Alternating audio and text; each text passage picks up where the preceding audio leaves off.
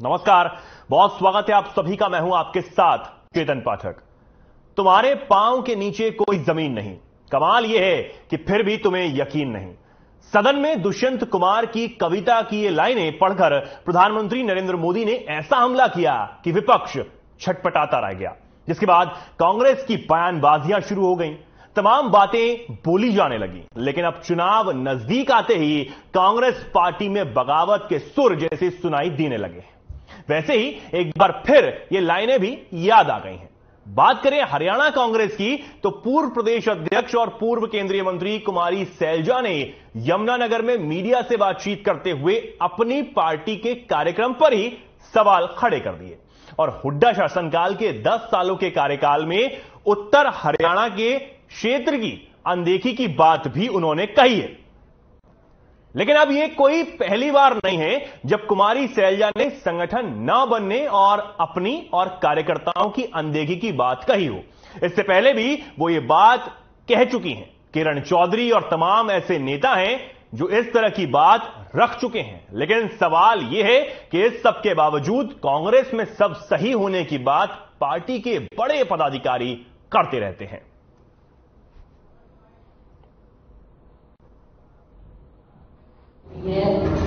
कि उन बातों का विपक्ष के सवालों का जवाब, परंतु आपने देखा कि राहुल गांधी जी ने जो बातें रखी वो ऐसी बातें रखी थी जो सार्वजनिक रूप से सब जगह मीडिया में अवेलेबल थी, पब्लिक प्लेटफॉर्म्स पर अवेलेबल थी।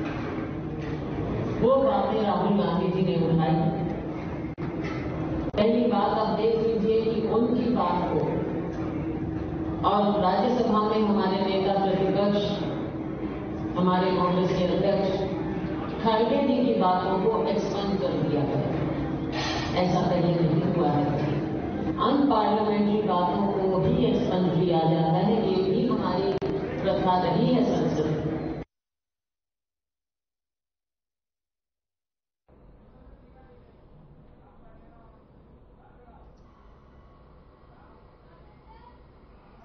और अब इसी मुद्दे पर आज चर्चा के लिए हमारे साथ कुछ मेहमान जुड़े हैं। सबसे पहले जल्दी से आपको रूबरू करवा देते हैं। हमारे साथ कृष्ण डुल जुड़े हैं, प्रवक्ता बीजेपी, केवल ढींगरा प्रवक्ता कांग्रेस, और नलीम हुड्डा प्रवक्ता जेजेपी, विजेंद्र रेणु प्रवक्ता इनेलो।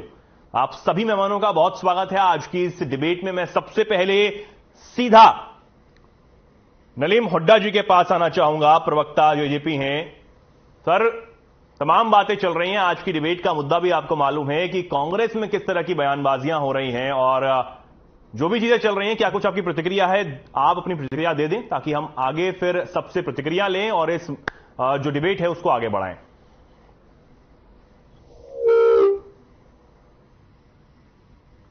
आप सुन पा रहे हैं मुझे? जी जी जी, बिल्कुल, बोलिए। देखिए, कांग्रेस की आज सबसे बड़ी दिक्कत है कि हर नेता की अपनी अपनी डफली, अपना अपना राज। कोई भी एक दूसरे के साथ काम करने के लिए तैयार नहीं है और प्रदेश में जो मुद्दे होने चाहिए, जो एक सकारात्मक अप्रोच विपक्ष की होनी चाहिए, वो तो बहुत दूर की बात है। आज अपनी ही लड़ाई से कांग्रेस बाहर नहीं निकल पा रही है। आप देखिए, कितने ही साल हो गए, 10 साल से ऊपर, आज ये अपना जमीनी स्तर पर संगठन नहीं बना पाए इसी आपसी लड़ाई की वजह से। आज अगर कोई भी प्रदेश के अंदर कांग्रेस की बात करता है तो जो कार्यकर्ता हैं, जो निचले स्तर के जो पदाधिकारी हैं, वो डरते हैं कि हम इस नेता के पास जाएंगे तो वो नाराज हो जाएगा, उस नेता के पास जाएंगे तो ये नाराज हो जाएगा। इसके चलते आज कांग्रेस एक बहुत ही, मैं समझता हूं कि न्यूनतम स्तर पर आके खड़ी हो गई है, जहां हरियाणा प्रदेश के अंदर कांग्रेस की रेलेवेंस खत्म होती जा रही है और तकरीबन खत्म हो भी चुकी है। आज ये बात करते हैं कि हम लोग सरकार बनाएंगे, हम ये करेंगे, हम वो करेंगे, हम भारत जोड़ो यात्रा करेंगे।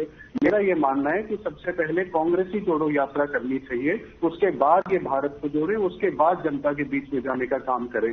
आज इनके अपने कार्यकर्ता घर बैठे हुए हैं, आज इनके पदाधिकारी कोई जमीनी स्तर पर कहीं कोई संगठन नहीं है। जो आपस में जो नेताओं का जो मन मुटाव है तो सार्वजनिक तौर पर हरियाणा प्रदेश और पूरे भारत देश के सामने है। तो ऐसे में मैं समझता हूं कि कांग्रेस को पहले आत्ममंथन करना चाहिए, उसके बाद किसी और पार्टी के ऊपर एलिगेशन लगाना चाहिए। ठीक है, ठीक है। कृष्ण डुल जी, मैं आपके पास आना चाहूंगा, क्या कुछ कहेंगे आप? क्या प्रतिक्रिया है आपकी सर? कांग्रेस के लिए फिलहाल बहुत आत्मचिंतन का एक बहुत बड़ा उनका खुद का मुद्दा है। संगठन उनका बिखराव पर है और भूपेंद्र हुड्डा जी और भूपेंद्र हुड्डा जी अगर आप देख लीजिए पूरी कांग्रेस में इनके अलावा अगर कोई दूसरा नाम लेता है तो सबको डर लगता है कि उनकी टिकट कट जाएगी।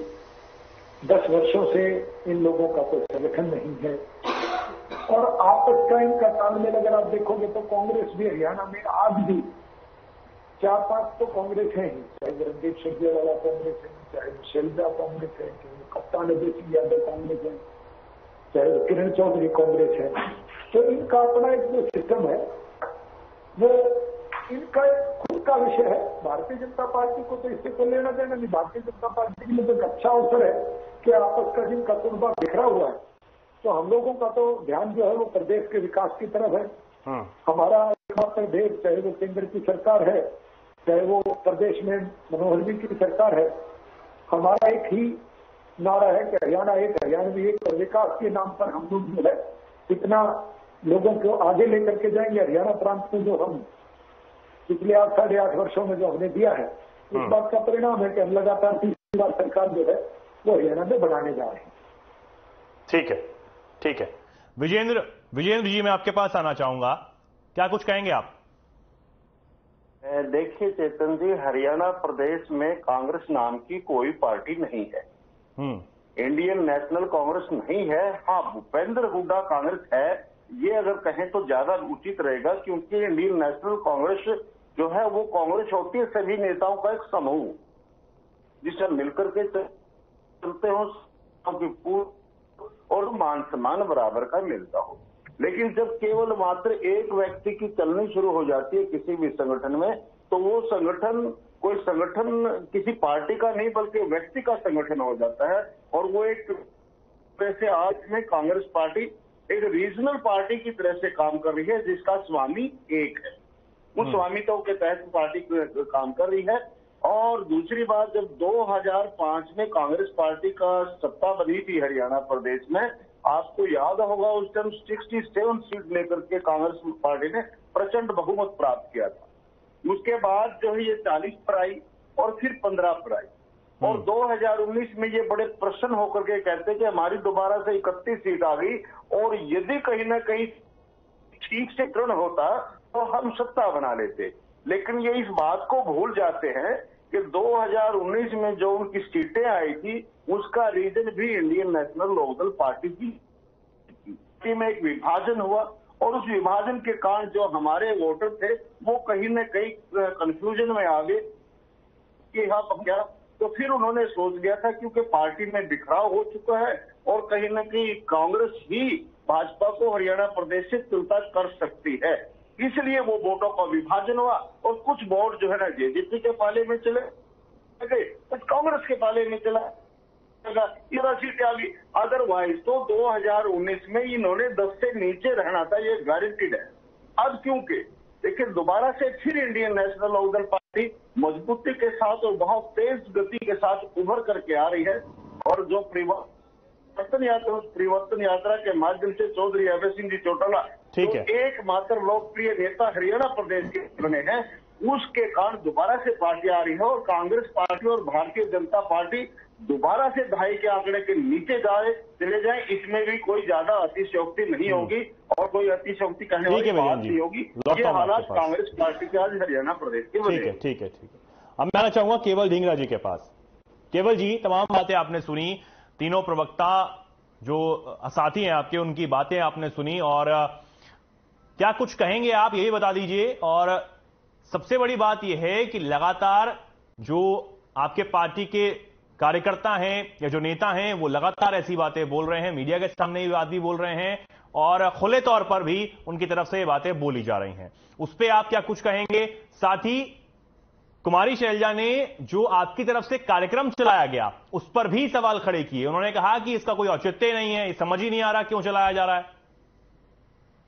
देखिए, आज तक मैंने ये नहीं देखा कि जो डिबेट्स होती है आप उस डिबेट में कभी आपने बीजेपी के ऊपर कोई इनकी जो आपस में कला है उसके ऊपर कोई डिबेट करी हो, कोई जो है इस समय बाकी की जो एबीसी टीमें हैं इनके ऊपर कोई डिबेट करी हो, मेरे को नहीं लगता।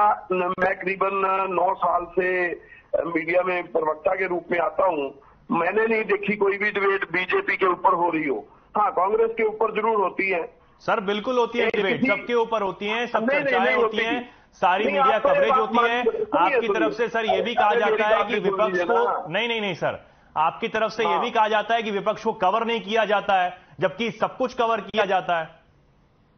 और हमें मालूम है ना, मैं जो बात कह रहा हूं वो पूरी होने दें आप, मैं अब सारी चीज की व्याख्या करूंगा। बिल्कुल, मैं आपको ये बताना चाहूंगा कि पूरे जिस समय अरविंद शर्मा ने ये कहा था कि 3.5 लाख करोड़ रुपया जो है वो मनीष ग्रोवर खा गए, तो वो उसके ऊपर कितनी डिबेट हुई थी आप बता दीजिएगा।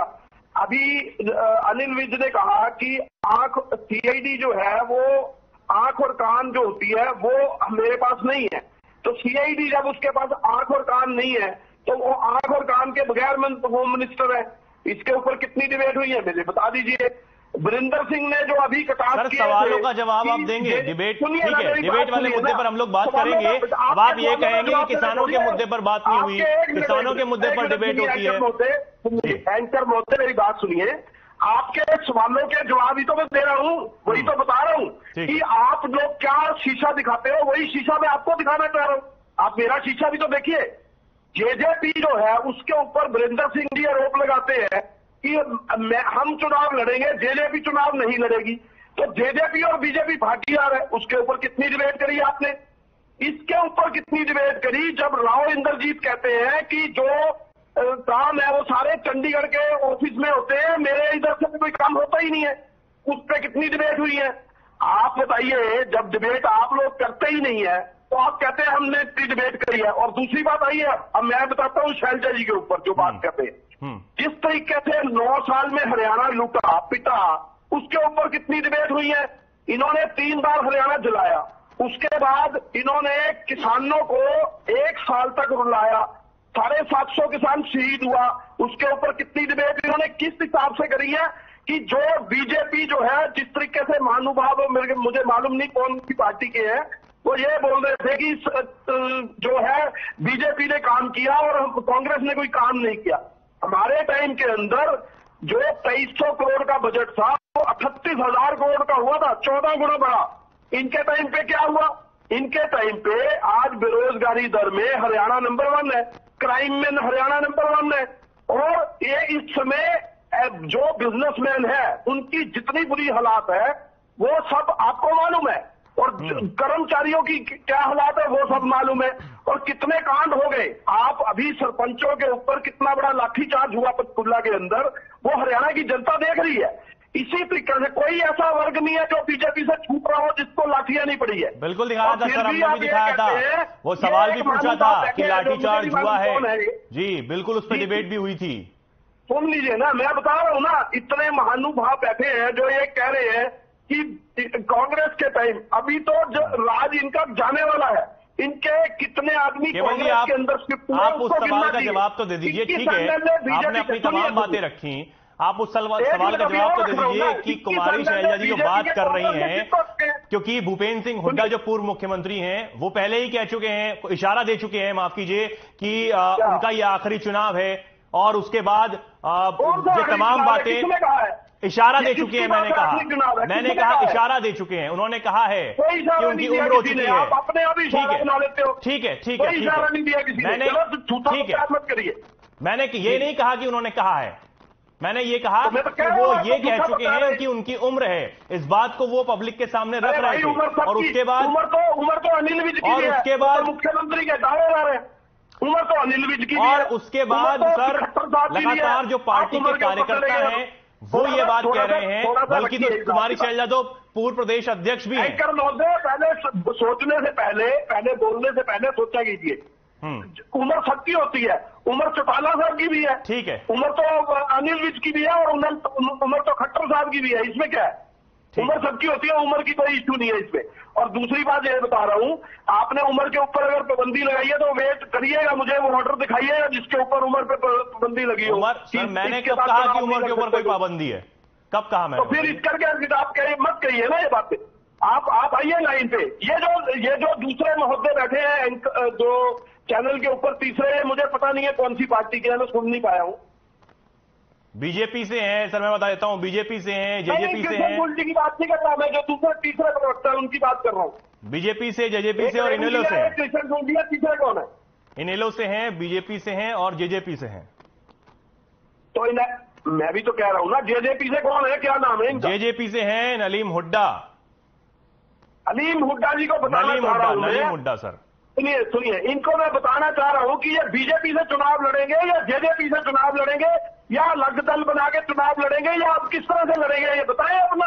इनके क्यों नहीं पूछते आप कि ये बीजेपी के साथ साथी दल में चुनाव लड़ेंगे या अलग चुनाव लड़ेंगे? ठीक है, इनका क्या क्राइटेरिया? जवाब ले लेते हैं। क्राइटेरिया तो ठीक है, जवाब ले लेते हैं नलीम हुड्डा जी।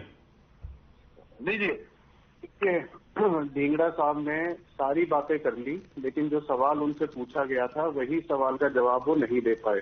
आज ये कह रहे हैं अलग पार्टी बना के चुनाव लड़ेंगे। क्या ये इतने मिस इन्फॉर्म्ड है कि हरियाणा स्टेट में इनको नहीं पता कि जननायक जनता पार्टी अपने आप में एक राजनीतिक दल है और गठबंधन में ये सरकार चल रही है? नलीम जी, ये सवाल खड़े हो रहे हैं कि गठबंधन जो है वो आगे चलेगा नहीं चलेगा, ये सवाल भी खड़े हो रहे हैं।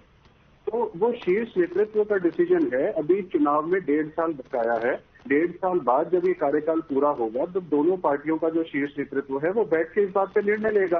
कांग्रेस के प्रवक्ता जिस तरीके से अभी ये बात कर रहे थे, कौन बैठा है, कौन पूछ रहा है, कौन कह रहा है, थोड़ा सा संयम और थोड़ी सी मैनर्स डिबेट में होनी चाहिए सर। और आपसे सवाल पूछा गया था कि शैलजा जी के बारे में, जिसपे आपने जवाब नहीं दिया। जवाब मैं दे देता हूँ।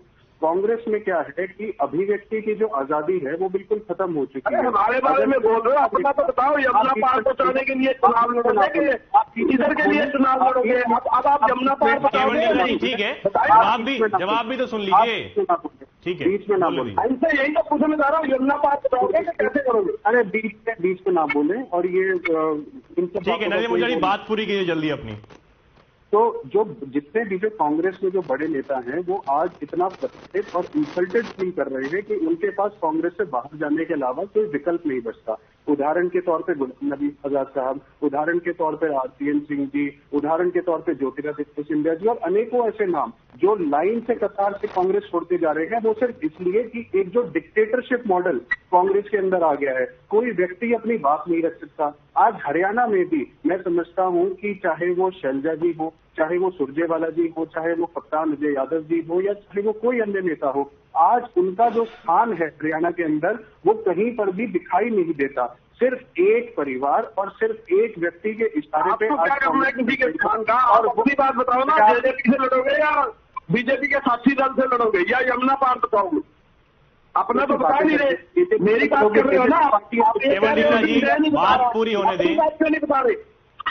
ये इसकी पॉलिटिकल मैच्योरिटी दर्शा रहा है, जो मुझे लगता है कि बिल्कुल ही जैसे कांग्रेस न्यूनतम स्तर पे आ चुकी है वैसे इनकी पॉलिटिकल मैच्योरिटी। ठीक है, बोली जल्दी बोली नलीम हुड्डा जी, फिर आगे भी बढ़ेंगे। मैंने ये कहा कि जिस तरीके से प्रताड़ित आज कांग्रेस में बड़े नेता है उसका इनको कॉग्निसेंस लेना चाहिए और उसके ऊपर काम करना चाहिए। आज ये विपक्ष आपके समक्ष कर रहे हैं, विपक्ष तो एक है नहीं, समक्ष किसके आएगा? और इन बातों का जवाब इनके पास है नहीं। आप दोबारा भी पूछेंगे तो भी ये इधर उधर की बातें करके इसको खत्म कर देंगे। ठीक है। कृष्णडुल जी, मैं आपके पास आना चाहूंगा। आपने बातें सुनी और ये सवाल मैं आपसे भी पूछना चाहूंगा कि गठबंधन को लेकर भी कई तमाम सवाल जो हैं वो खड़े हो रहे हैं। जिस दिन हमारी सरकार बनी थी उसी दिन से सवाल थे कि ये कह रहे थे कि भाई गठबंधन 2 दिन चलेगा, 6 महीने चलेगा, 1 साल बाद टूट जाएगा। गठबंधन तो अभी 3.5 साल से लगातार अच्छा काम कर रहा है। 3 करोड़ के हरियाणा के लोगों के लिए गठबंधन की सरकार ने ऐसे ऐसे आयाम स्थापित कर दिए कि अपनी 3 बार सरकार बनाने जा रही है। और यही एक कारण है कि आज कांग्रेस के पास मुद्दे ही नहीं बच रहे। आप देखिए ना, राहुल गांधी जी अपने कुत्ते को बिस्कुट खिलाने में ज्यादा मगन रहते हैं कि बनिस्पत उनकी पार्टी का एक पूरा मंत्री उनके पास आकर के बात करा, जिसको आज हमने उस प्रदेश का मुख्यमंत्री बनाया हुआ आसाम। ये उनकी खुद की वर्डिंग है कि मैं उनसे मिलने गया, उन्होंने 2 घंटे मुझसे वेट करवाई और जब अंदर घुसे तो वो मेरी बात सुनने की बजाय अपने कुत्ते को बिस्कुट खिलाने की ज्यादा तवज्जो दे रही। भूपेंद्र हुड्डा जी की बात करें तो प्रदेश में भजन लाल, विनोद शर्मा, निर्मल सिंह, अशोक तंवर, कुलदीप बिश्नोई, अरविंद शर्मा, रमेश कौशिक, धर्मवीर, ये तो वो नाम लिया है सुभाष बत्रा के, फिर मुझसे चाहिए वो सब नाम है जो उनके काम से छोड़ करके चले गए। और भूपेंद्र सिंह हुड्डा और दीपेंद्र सिंह हुड्डा की सबसे बड़ी फ्रस्ट्रेशन पिछले लोकसभा चुनाव में तब आई, जब दोनों पिता पुत्र की जोड़ी को उन्हीं की पार्टी के बागी जो लोग थे उन लोगों ने उनको हरा दिया। तब से लेकर के उनके और भी अंदर फ्रस्ट्रेशन है। और भारतीय जनता पार्टी का जो संगठन है वो चुनाव के मोड में शुरू से ही रहता है। हम लोग, हमारे कवायद चल रही है, हम पन्ना प्रमुख बनाने तक चले हुए हैं, त्रिदेव हमने बना दिए हैं, रचना करती है। और 10 सालों से कांग्रेस का तो संगठन है नहीं। अशोक तंवर को बेचारे को लठ मारे घेर के पीछा, वो तो पार्टी छोड़ के चला गया। शैलजा जी का राज्यसभा सदस्य का क्या हुआ है सबको पता है। उन्होंने दीपेंद्र सिंह हुड्डा को बनाया, शैलजा को नहीं बनने दिया, ना अध्यक्ष बनने दिया, ना कुछ और बनने दिया। चलिए, मैं ये कहता हूं, और जो एक उम्र की भी बात की थी अनिल विज जी की, और खट्टर साहब की उम्र बता रहे थे टिकड़ा जी, वो तो अभी 70 साल के, हुड्डा साहब 82 साल के, उम्र का बहुत फर्क। अभी तो 2 चुनाव टाइम खत्म है, हमें उससे कोई डर नहीं। हुड्डा साहब भगवान करे कि 100 साल के 150 साल के मेरे पिताजी ने हैं, और वो चुनाव लड़ते रहे लगातार, और इसी प्रकार इनका सौदा जो है वो चलता रहे, हमें कोई दिक्कत नहीं है। भारत जोड़ो यात्रा का परिणाम आपने देखा कि किस प्रकार से हरियाणा में जो चला, ठीक है कृष्ण जी, उसमें शामिल हुआ, किसकी टांग टूटी, किसकी टांग पर चोट लगी, कौन अस्पताल में दाखिल हुआ, मुझे ज्यादा बताने की जरूरत नहीं है। लेकिन मेरा ये कहना है, हमें इस बात की चिंता करने की भारतीय जनता पार्टी का विषय नहीं है ये कि कांग्रेस का कोई दावे कर रहा है, एक हो रहा है, इकट्ठा हो रहा है, वो अपना करें। हमारा काम तो प्रदेश ने हमारे को प्रदेश की कमान सौंपी है, ये कहा है कि भाई आप अच्छे काम करो। मनोहर जी के नेतृत्व में गठबंधन की सरकार जो है वो अच्छे काम कर रही है। और समय का थोड़ा अभाव है, मुझे आगे बढ़ना पड़ेगा जी। ठीक है विजयन जी, मैं आपके पास आना चाहूंगा, क्योंकि इनेलो की तरफ से लगातार ये कहा जा रहा था कि गठबंधन को हटाने के लिए, जो सरकार है उसको हटाने के लिए किसी से भी हम लोग अलायंस कर लेंगे। तो अब अगर आप कांग्रेस की तरफ देखते हैं तो कांग्रेस में जिस तरीके से ये सब जो चल रहा है, क्या उसके बाद भी कांग्रेस से बातचीत की जाएगी अगर ये मन बनता है तो? मैं इसको क्लियर कर देता हूं इस बात को। ये बात ये कही जा रही है या ये कही गई थी कि Indian National Lokdal party Haryana प्रदेश में अपने दम पर सरकार बनाएगी और अपने दम पर इस सरकार को यहां से चलता करने का काम करेगी, गठबंधन सरकार को। लेकिन बाई चांस यदि 2009 वाले या 2019 वाले हालात बन जाते हैं तो फिर हम किसी से भी सरकार बनाने के लिए किसी से भी हाथ मिला सकते हैं, केवल मात्र इस सरकार को यहां से चलता करने के लिए, इनको यमुना पार भेजने के लिए। अगर ऐसे हालात पैदा हो जाते हैं तो एक भविष्य के आगे की बात है, प्रदेश की जनता किसको किस प्रकार से समर्थन देती है उसके बाद की बात है, आफ्टर इलेक्शन की बात है ये समझी। उसके बाद अगर ऐसे हालात बने तो हम इस सरकार को चलता करने के लिए किसी को सहयोग देंगे या किसी को सहयोग लेने की भी बात कर सकते हैं। दूसरी बात, अभी मैं बात कर रही थी कि भाई गठबंधन, इस बात दूसरे से इस बात में कोई संशय नहीं है, क्योंकि भारतीय जनता पार्टी बार बार कह रही है कि समय बताएगा, जब इलेक्शन नजदीक आएगा उस टाइम बताया जाएगा कि चुनाव गठबंधन में लड़ा जाएगा या अकेले लड़ा जाएगा। और जेजेपी कहते हैं कि चुनाव गठबंधन में ही लड़ा जाएगा। तो अब ये समझने वाली बात है, दोनों प्रवक्ता साथी इस बात को क्लियर करें कि भाई एक पार्टी गठबंधन में लड़ा जाएगा और दूसरा कह रहा है कि सोचा जाएगा, बताया जाएगा। नंबर 1 बात। नंबर 2 बात, भारतीय जनता पार्टी, ठीक है विजयन जी, मुझे आगे बढ़ना पड़ेगा, समय का थोड़ा अभाव है के लिए जाएगी जी। आज प्रदेश के जो हालात, केवल डिंगरा जी अपनी बात आप बेरोजगारी का चाहे भ्रष्टाचार का है, अपना आप लास्ट रिएक्शन दीजिए, आपके पास 30 सेकंड है जी। जो है ना इन्होंने बर्बाद कर रखा है। ठीक है विजयन जी, ठीक है ठीक है, केवल डिंगरा जी 30 सेकंड में अपनी बात रखिए, समय का अभाव है। और जेजेपी ने हरियाणा को दोनों हाथों से लूटा है 3.5 साल के अंदर, ये तो जनता जानती है। जितना जेजेपी ने 11 डिपार्टमेंटों से लूट करी है, वो डिपार्टमेंट लूट लिए इन्होंने। जितना पैसा बजट आया था वो सब सारे लोग, जनता जानती है। और जिस तरीके से भाजपा की सरकार जो है आंख बंद करके सारा हरियाणा प्रदेश लुटता हुआ देख रही है, वो सारी जनता देख रही है। और दूसरी बात यह भी है, जिस तरह से बम्पर ट्रांसफर हमारी कांग्रेस के अंदर हो रही है, 21 बीजेपी के एक्स एमएलए कांग्रेस ज्वाइन कर चुके हैं अभी हाल ही में। इसी तरीके से और भी कई, कल ही अभी बीजेपी के कई लोग, बीजेपी के जिलाध्यक्ष, बीजेपी के उपाध्यक्ष, बीजेपी के पन्ना प्रमुख सारे के सारे कांग्रेस में शिफ्ट हुए। कल ये दिल्ली के अंदर बंपर ट्रांसफर हुई, जो पन्ना प्रमुख से ऊपर वो करते हैं, पन्ना प्रमुख की ट्रांसफर हो गए कांग्रेस। समय का थोड़ा अभाव है, मुझे आपको यहीं रोकना पड़ेगा। आप सभी मेहमानों का बहुत धन्यवाद आज हमारे साथ जुड़ने के लिए। तो फिलहाल के लिए इस खास कार्यक्रम में इतना ही। नमस्कार।